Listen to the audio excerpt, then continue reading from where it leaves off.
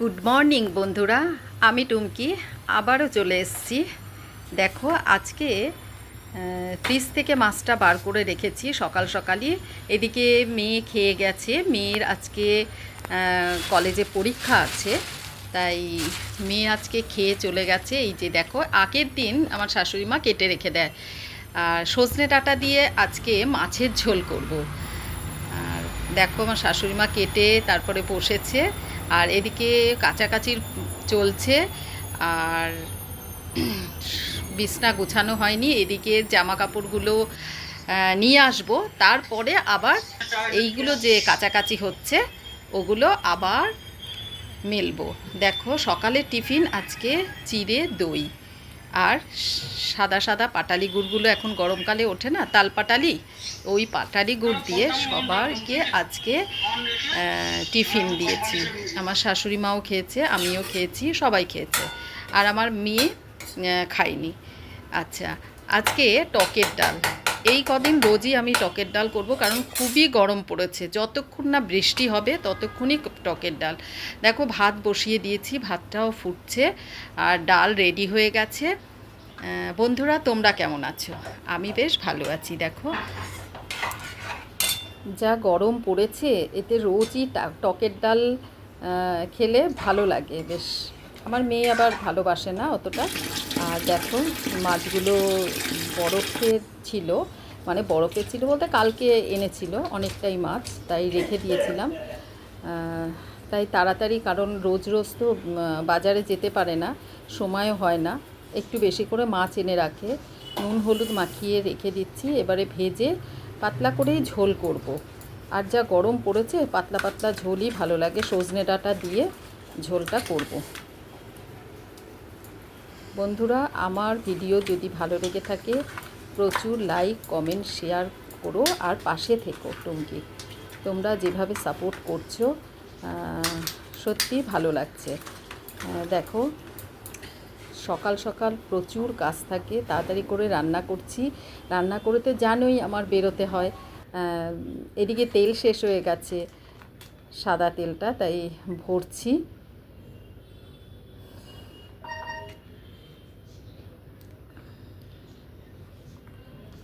দুটো কন্টেনারে ভরে রেখে দিচ্ছি। দুটো গ্যাস জ্বালিয়ে রেখে দিতে হয় বন্ধুরা, জানো না, তাড়াতাড়ি তাড়াতাড়ি করার জন্য। তারপরে তো অনেক কাজ থাকে, তোমরা তো জানোই সেটা। পাঁচফোড়ন দিচ্ছি, তরকারি করব, পাঁচমিশালি তরকারি, কুমড়ো মিষ্টি আলু আগের দিনই আমার শাশুড়ি মা কেটে রাখে, কারণ বয়স্ক মানুষ ধীরে সুস্থে কাটবে, অত তাড়াহুড়ো মানে করে তো কাটতে পারবে না। আর আমার তো সকালবেলায় কাটা থাকলে কি আমার বসিয়ে দিতে খুব সহজ হয়, তাড়াতাড়িও হয়ে যায়। পেঁয়াজ ফোড়ন দিলাম, ঢ্যাঁড়সের তরকারিতে না পেঁয়াজ ফোড়ন দিলে খুব ভালো খায় আমার মেয়ে, আর ভালোও লাগে, আমাদের বাড়ির সবাই ভালো খায়। পেঁয়াজটা কিন্তু আমি কড়া করে ভাজবো না, হালকা হালকাই ভেজে তারপরে সবজিগুলো দিয়ে নুন হলুদ দিয়ে ভালো করে কষিয়ে নেব, একটু হিং দিয়ে। হিংটা দিলে একটু স্বাদটা বাড়ে। দেখো বন্ধুরা দেখতে থাকো, টুমকির পাশে থাকো। আমি নতুন নতুন রোজই আমার ঘরে যা আমি যা রান্না করি আমি তাই দেখাই। আমরা যেটা খাচ্ছি সেটাই তোমাদেরকে দেখাচ্ছি। দুবেলা রান্না করে রাখি বন্ধুরা। তোমরা তো জানোই এখন সময় খুব কম। হালকা হালকা ভেজে নিলাম, এবারে আমি দেখো সবজিটা ঢেলে দিলাম। এবারে নাড়িয়ে চাড়িয়ে নুন আর হলুদ দিয়ে ভালো করে নেড়ে চেড়ে ঢাকনা চাপা দিয়ে রেখে দেবো, পরে ঢ্যাঁড়সটা দেবো।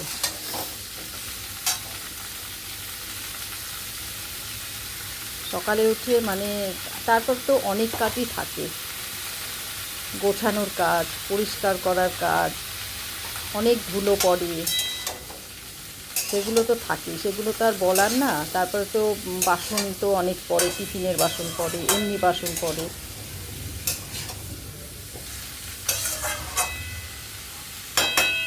এবারে ঢাকনা দিয়ে রেখে দিচ্ছি, দেখতে থাকো, পাশে থাকো। সজনে ডাঁটা দিয়ে দেখো ডাল, সজনে ডাঁটা দিয়ে ডাল না, সরি, সজনে ডাঁটা দিয়ে পাতলা করে ঝোল করব, মাছের ঝোল।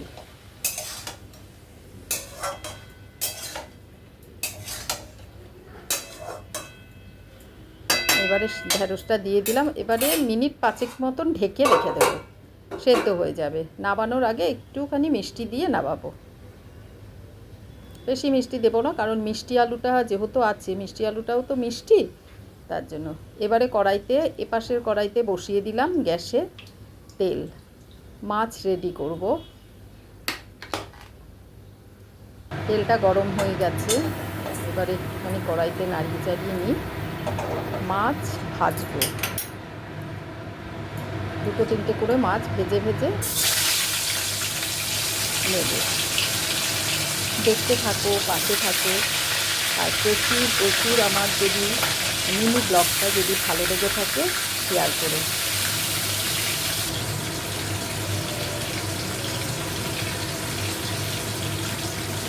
আজটা একটু বাড়িয়েও দিয়েছি, কারণ একটু তাড়াতাড়ি হয়ে যাবে। দেখো মশলা কিছুই না, ওখানে শুধু কাঁচা লঙ্কা আর টমেটো পেস্ট করে নিলাম। এবারে একটু জিরের গুঁড়ো দেবো, অল্প একটু জিরের গুঁড়ো, বেশি না।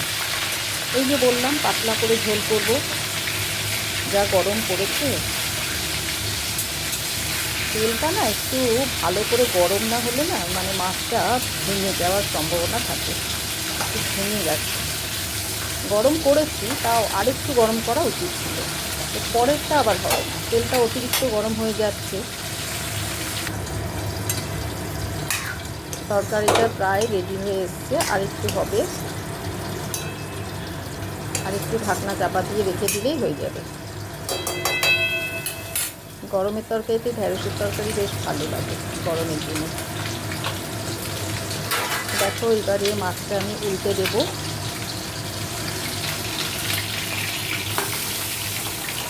না, হয়ে গেছে, ওপরটাও হয়ে গেছে। হ্যাঁ, তুলে রাখছি। বেশি কড়া ভাজা আমি ভাজি না, মানে সিটিয়ে যায়, আর মাছের ঝোলেও স্বাদ হয় না। মোটামুটি ভাজি।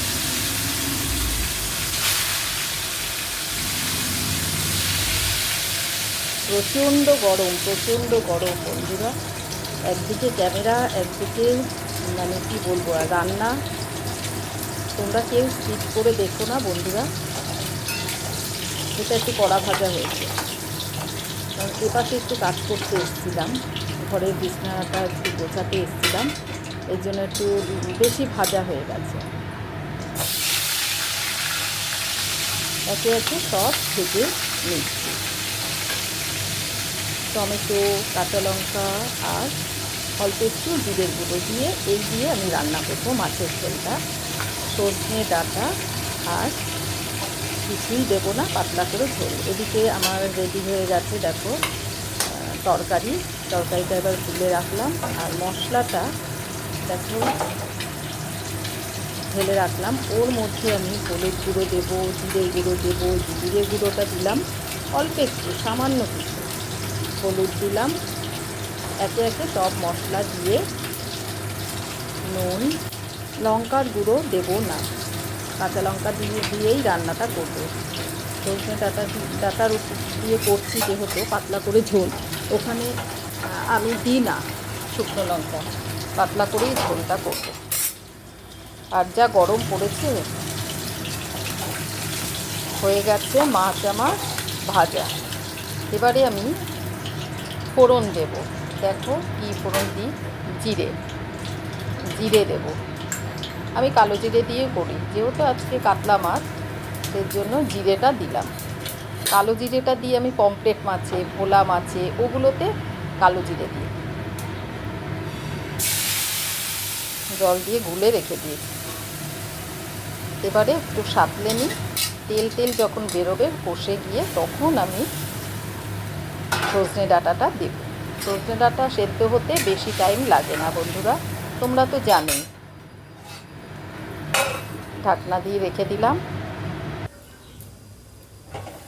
এই যে কিছুক্ষণ পরেই, মিনিট মানে 5 বাদেই মশলাটা থেকে দেখো তেল ছেড়ে এসছে।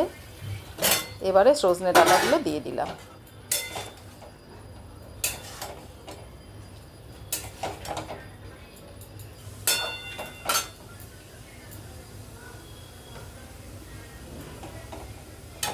এবারে পরিমাণ মতন জল দিয়ে দেবো, কারণ সজনে ডাঁটা দিয়ে ভাজা ভাজা করব না, ঝোলের মধ্যে ওই ফুটে গিয়ে যদি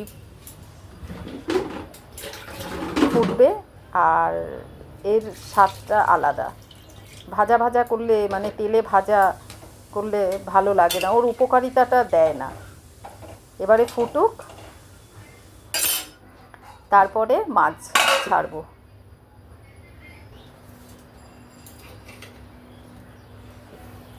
ফুটে গেছে দেখো, আর একটু সেদ্ধ হবে। এবারে মাছগুলো দেব।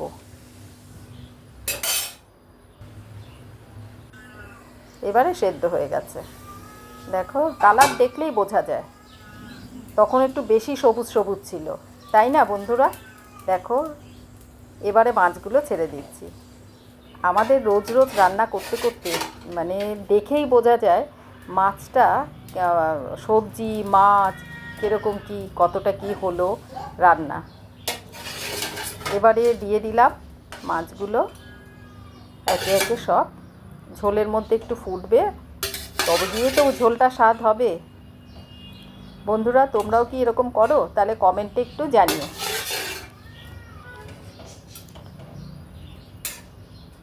সব মাছগুলোই দিয়ে দিলাম।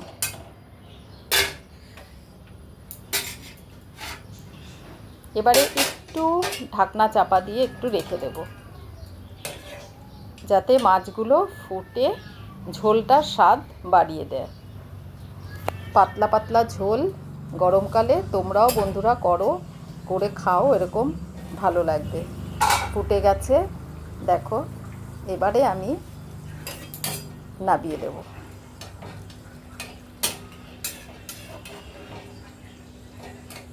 দেখো